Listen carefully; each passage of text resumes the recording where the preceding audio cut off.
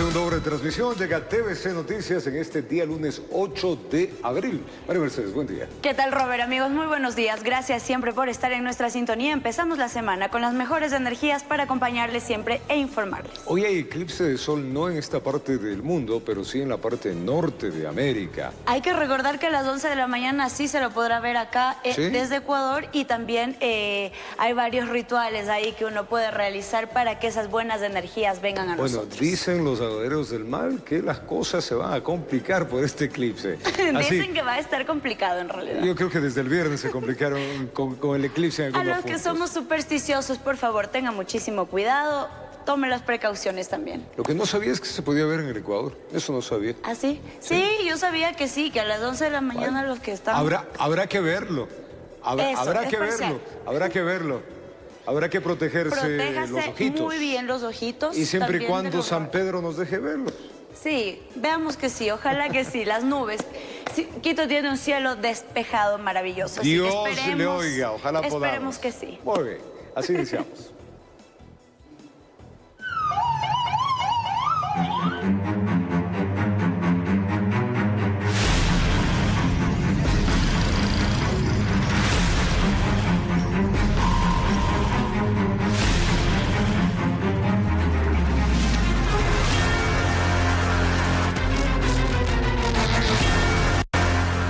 Jorge Glass fue trasladado a la cárcel de La Roca en Guayaquil. Esto en medio de un fuerte contingente policial.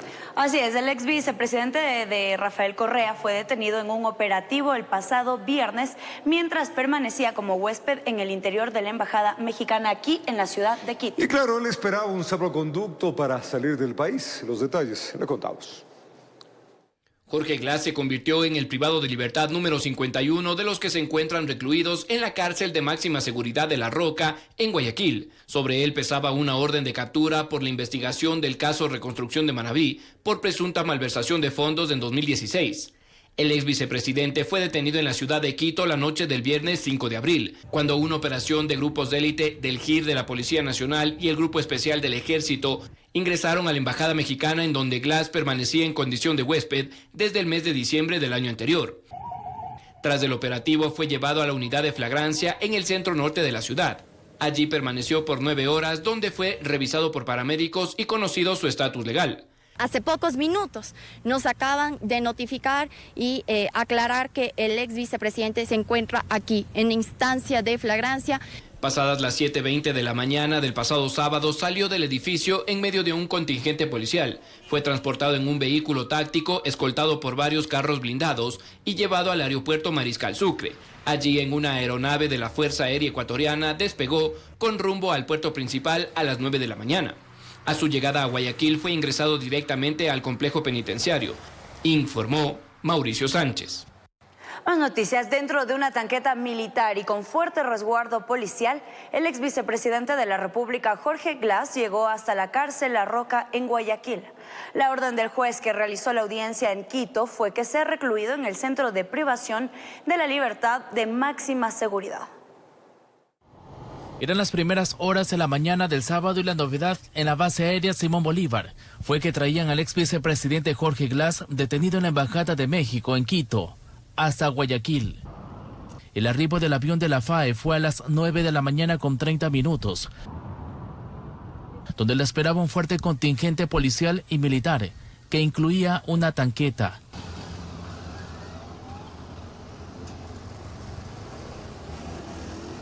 Aquí llevaron a Glass por las principales avenidas del norte de Guayaquil. La caravana arribó a las 10 de la mañana con 15 minutos al exterior del recinto penitenciario en la vía Daule. El objetivo era llegar hasta la cárcel La Roca.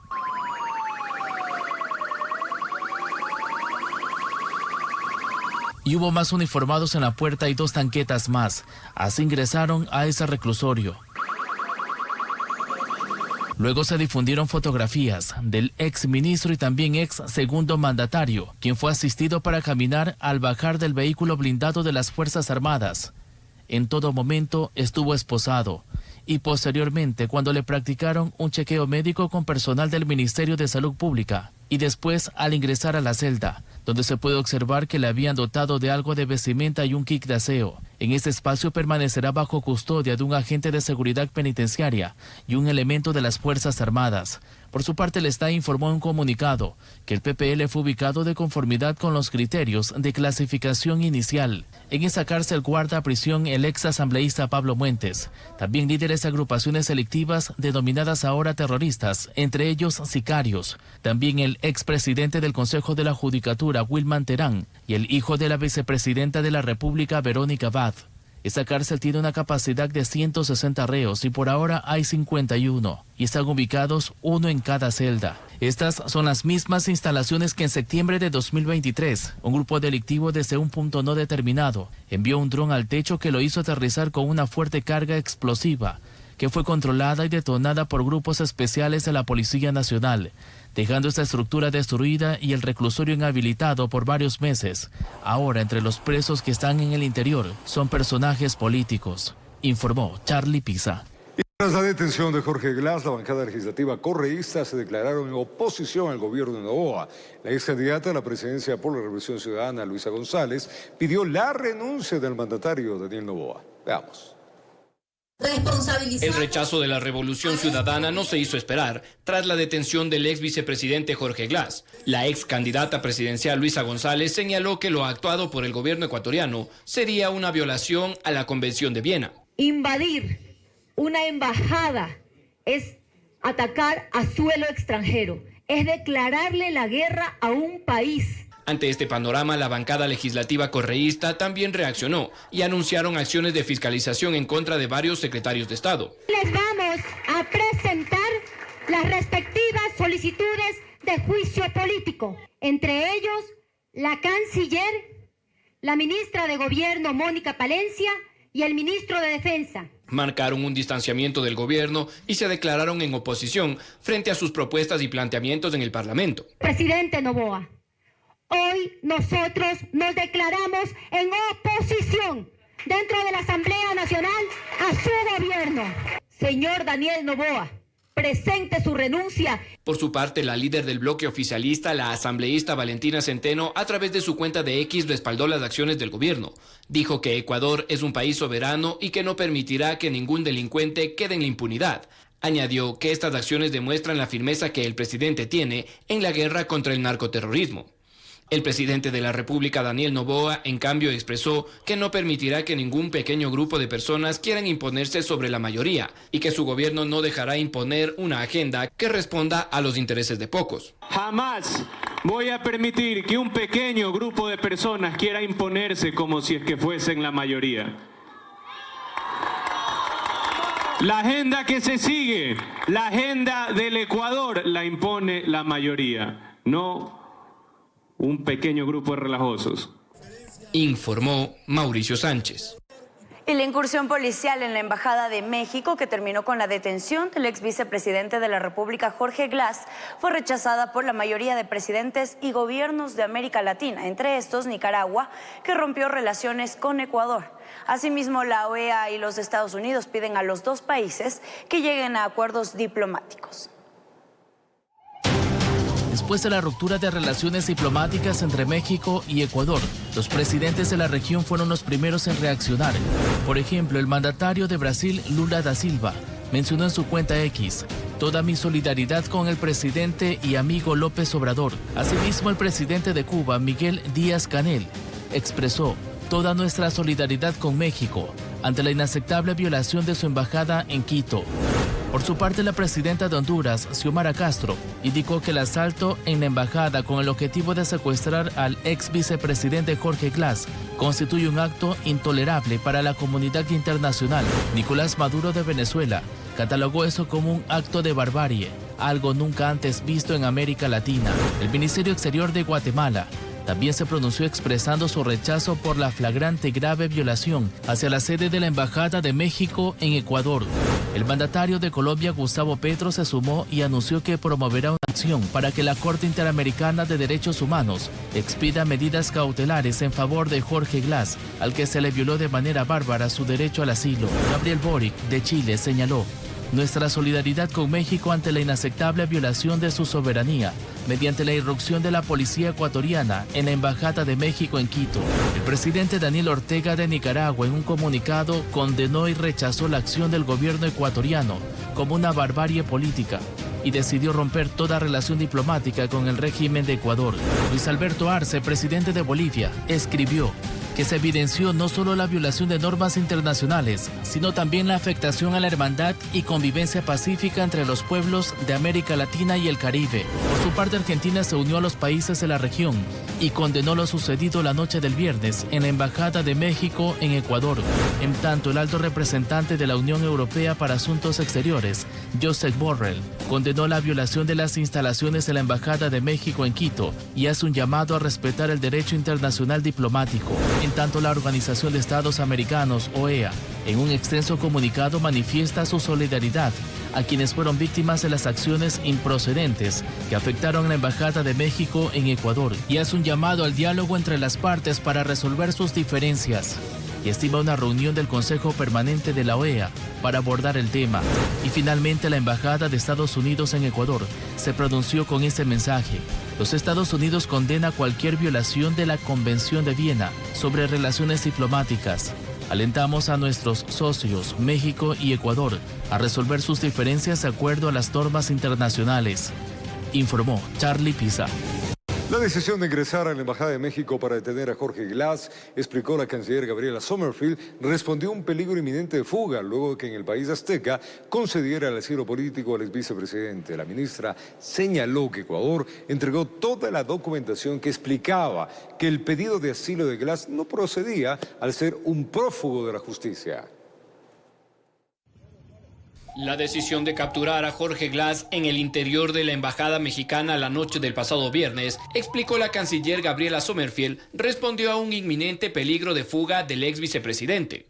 La decisión del presidente de la República fue tomada, además, ante un riesgo real de fuga inminente del ciudadano requerido por la justicia en ejercicio de nuestra soberanía. En un pronunciamiento de prensa y acompañada por demás autoridades del Ejecutivo, la ministra de Relaciones Internacionales dijo que Ecuador agotó todas las instancias para explicar a México que no procedía a otorgarle el asilo político a Jorge Glass. El Ecuador expresó a la Embajada de México, a través de reiteradas comunicaciones y reuniones oficiales, que no procede de manera alguna la concesión de asilo diplomático al señor Glass Espinel, que no es lícito conceder asilo a personas condenadas o procesadas por delitos comunes y por tribunales ordinarios competentes.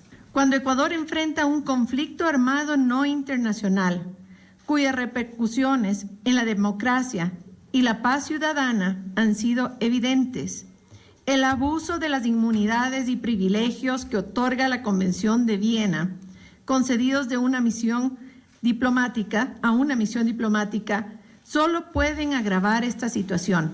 A lo que añadió el secretario de Comunicación Roberto Izurieta, que varias frases y pronunciamientos desde suelo azteca hicieron perder la confianza de que el procedimiento iba a ser como lo corresponde y no permitir la impunidad.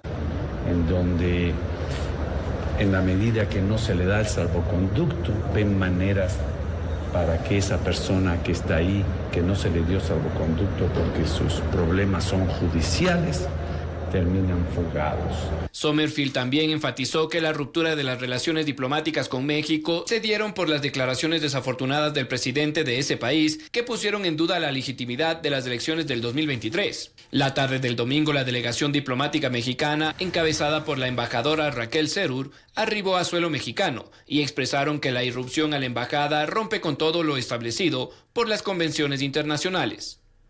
Informó Mauricio Sánchez. Y mediante un comunicado emitido este 7 de abril, el Consejo Permanente de la Organización de Estados Americanos, OEA, convocó a las delegaciones de los países miembros a una sesión extraordinaria prevista para este miércoles 10 de abril a las 10 horas, donde según el orden del día se tratará la violación de la Convención de Viena sobre las relaciones diplomáticas y su relación con la figura de asilo. Esta convocatoria fue realizada a petición de la delegación de Colombia, según señala el comunicado.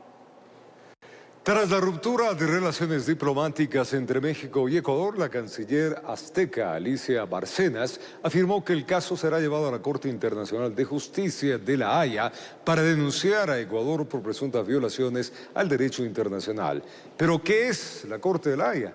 Vamos a conocer un poco más de esto y las repercusiones posibles que podría tener nuestro país. Miremos.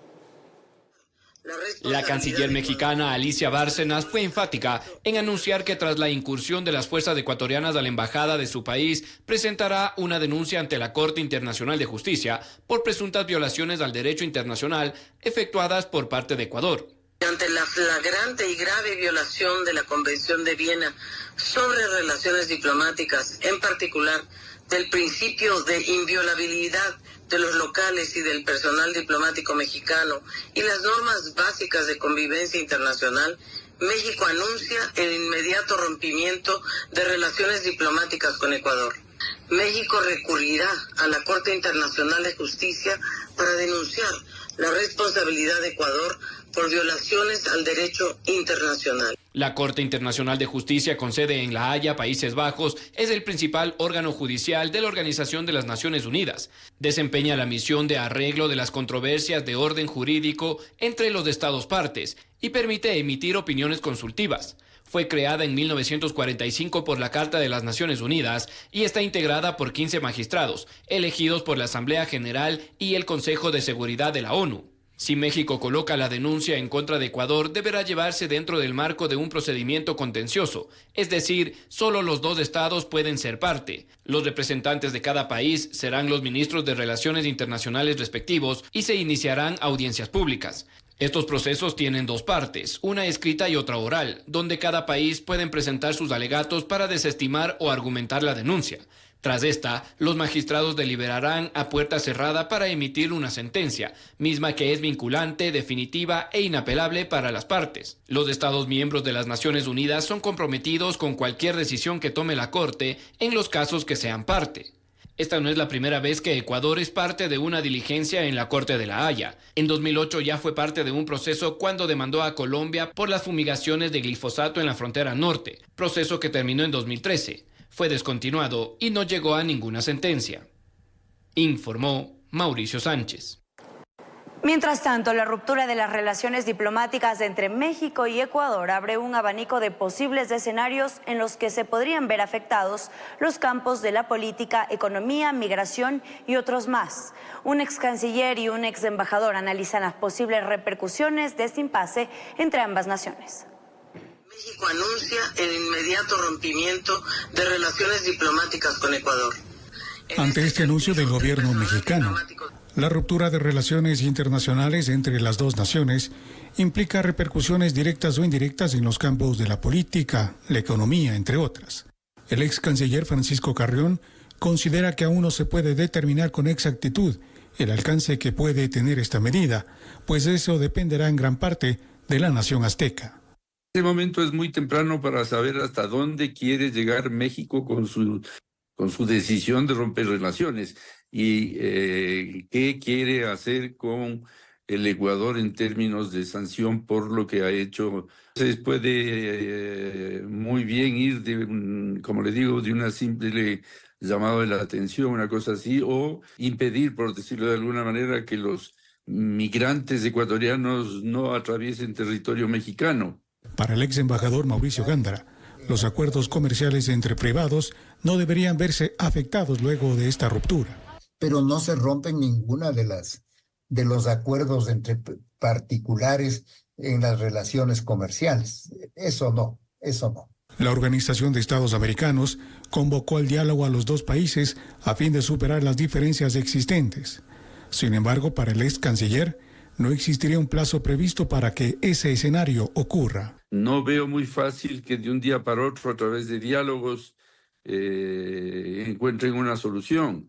Yo creo que pasarán meses hasta que haya una voluntad de acercamiento y eventualmente de buscar una suerte de reparación, por decirlo de alguna manera, que permita que haya nuevamente una relación cordial. Gándara, por su parte, señala que mientras aquello sucede, se debería invitar a un tercer país para que se convierta en mediador entre las naciones.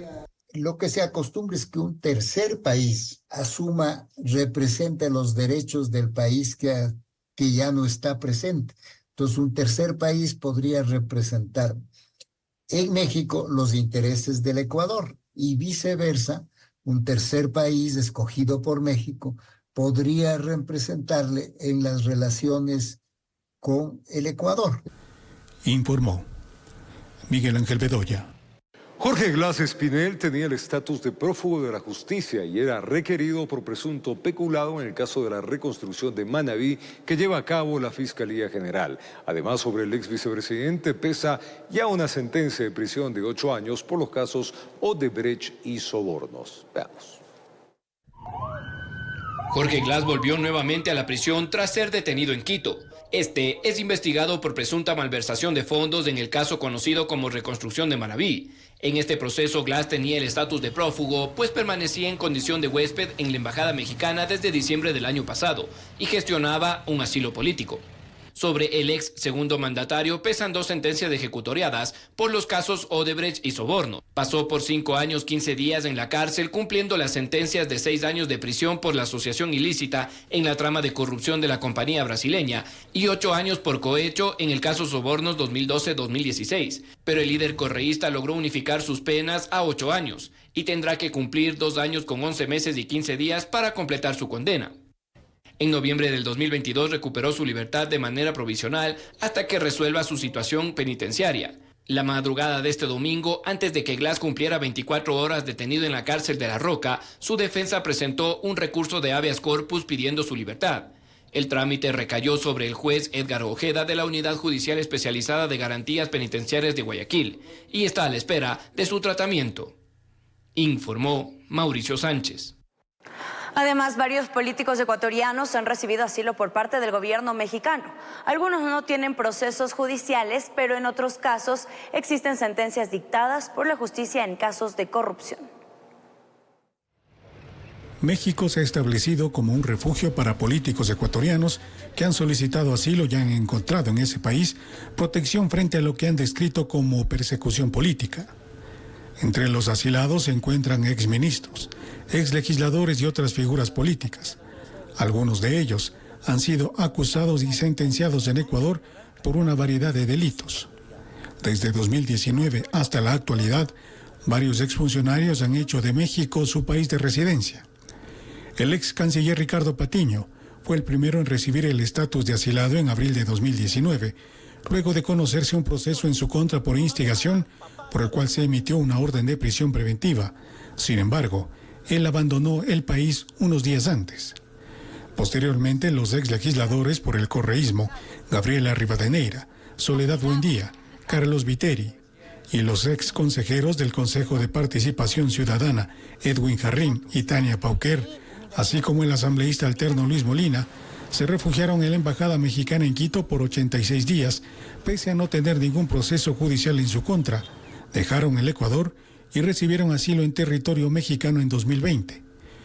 Viviana Bonilla y el exministro Walter Solís también residen en esa nación, ambos sentenciados por el caso Soborno.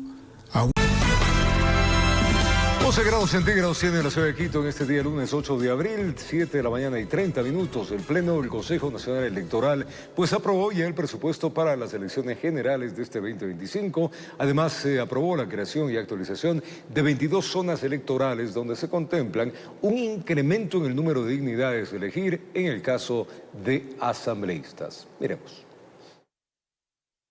Cuando el país está a puertas de un nuevo proceso electoral por el referéndum y consulta popular de este 21 de abril, el Pleno del Consejo Nacional Electoral analizó esta tarde el presupuesto y plan operativo para las elecciones generales del 2025. De acuerdo a la Coordinación de Procesos Electorales del CNE, el presupuesto referencial para estos comicios es de $91.707.668.72, registrando un incremento de más de $10 millones respecto a las elecciones anticipadas del 2023. Después de las intervenciones de los consejeros, el presupuesto fue finalmente aprobado con 3 votos a favor y 12 abstenciones. Aquí no se trata de desprestigiar a la institución, de desprestigiar lo que nosotros hacemos, sino de aportar, pero aportar arrimando el hombro, con soluciones. Las abstenciones vinieron por parte de las consejeras Estela Acero y Elena Nájera, quienes hablaron de inconsistencias en la información presentada. En cuanto a los servidores cuestionados, ellos siguen en sus puestos o en otras áreas de la institución. ¿Cómo confiar en estas personas y en los que hoy nos presenten como presupuesto? Lo digo de frente, no confío en ustedes. Respecto al valor presupuestado, el vicepresidente del CNE, Enrique Pita, mencionó que se trata de una cifra referencial y que en base a la experiencia de procesos electorales pasados, el valor devengado termina siendo menor a la cifra presupuestada. Es decir, que probablemente el gasto electoral sea menor a los 91 millones de dólares. El hecho de que un presupuesto es eso, estamos presuponiendo inversiones. Y no significa que en este momento nosotros estamos atados a los valores que estamos aprobando. Además de este particular, el Pleno del CNE aprobó la creación y actualización de 22 zonas electorales, donde se contempla el incremento en el número de dignidades. En el 2025 se elegirán a 151 asambleístas, 14 más que en elecciones pasadas, conforme al último censo realizado por el Instituto Nacional de Estadísticas y Censos INEC. Informó Edwin Benalcázar. Y ya todo está listo para que los ecuatorianos acudamos a las urnas el próximo 21 de abril para la consulta popular y el referéndum. Este fin de semana se realizó el simulacro de esta jornada electoral. La presidenta del Consejo Nacional Electoral, Diana Tamaint, ha advertido que hasta el momento no existen novedades sobre la votación que cumplirán los ecuatorianos en México. Este fin de semana el Consejo Nacional Electoral realizó a escala nacional el simulacro de la jornada que se cumplirá el próximo 21 de abril de la consulta popular y el referéndum, promovido por el gobierno del presidente Daniel Noboa, y donde se puso a prueba los aspectos técnicos y operativos, además del funcionamiento de las juntas receptoras del voto. Así lo destacó la presidenta del organismo electoral, Diana Tamaint. Bueno, nosotros al final de la jornada hacemos tal cual fuera el día de las elecciones. Esperemos que en la noche ya podamos tener un aproximado de cuánto se demorarían en hacer el escrutinio de las 11 preguntas. Eso es fundamental para nosotros, y mirar el manejo de los documentos electorales para su publicación, como hacemos en tiempo real, y todos esos tiempos para nosotros al final del día tendremos ya en la noche tiempos aproximados de cómo se desenvolvería el día de las elecciones. Para el coordinador del voto en el exterior, todo está listo para que los ecuatorianos residentes en los diferentes países puedan ejercer este derecho. Sí, nosotros aquí nos encontramos listos ya con los equipos, con el personal técnico necesario justamente para el trabajo en coordinación con el Ministerio de Relaciones Exteriores, las oficinas consulares y el CPE, el Centro de Procesamiento Electoral del Exterior.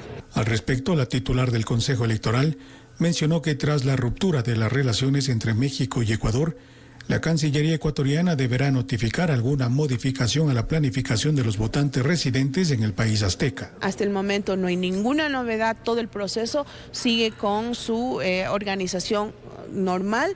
En México ya están los paquetes electorales en aduana, la gente está capacitada y bueno, continuamos mientras no haya ninguna novedad que tomar decisiones diferentes a las que ya lo hemos tomado hasta ahora. Sobre el presupuesto destinado para las organizaciones que participarán en la campaña que inicia este 8 de abril, Tamaint mencionó que aún no se ha precisado los montos. Se divide para cada pregunta y por cada opción. En el simulacro intervinieron más de 12,000 personas entre funcionarios electorales, así como miembros de Fuerzas Armadas y Policía Nacional. Informó Miguel Ángel Bedoya.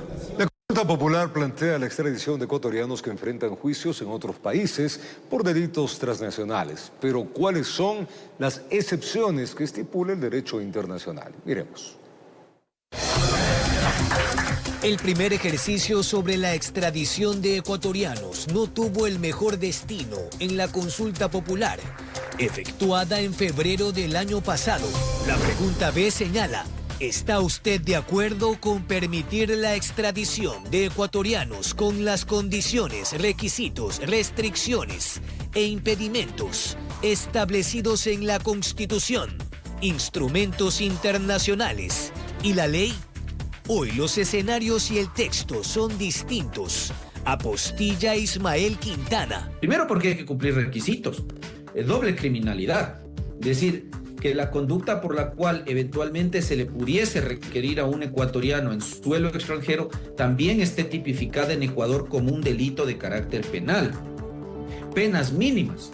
Que el requerido en extradición no vaya a ser sometido a penas o a tratos inhumanos, crueles, degradantes. Explica que la diferencia sustancial se circunscribe a que Lasso limitó la extradición a delitos graves. Si usted en cambio revisa lo que propone Daniel Noboa ahora, es abrir el paraguas de la extradición sin contemplar el tipo de delito por el cual el ecuatoriano sea requerido por un tercer estado, por el estado requiriente en cuyo territorio se cometió el delito. Esa es ya una gran diferencia, que era lo que muchos decíamos. A ver, si vamos a aprobar en urnas la extradición, que sea una extradición total. Y hay casos emblemáticos como el de Wilder Sánchez, narcotraficante ecuatoriano detenido en Colombia y extraditado a Estados Unidos, pero en el Comité Permanente por la Defensa de los Derechos Humanos precisan que hay fronteras legales. No que se vuelva una condición para la incomunicación absoluta.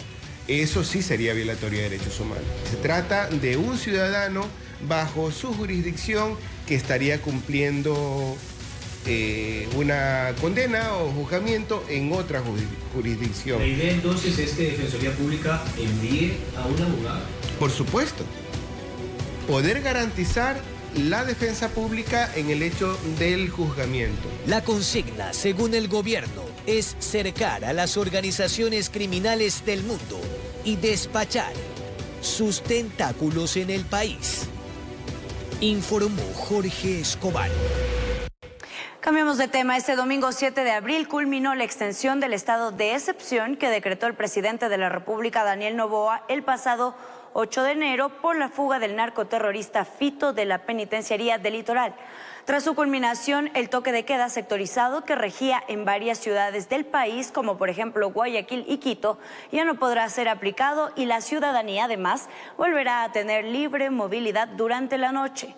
Las Fuerzas Armadas y la Policía Nacional aún permanecerán patrullando las calles y con el control de las cárceles del país debido a que está vigente la declaratoria de conflicto armado interno.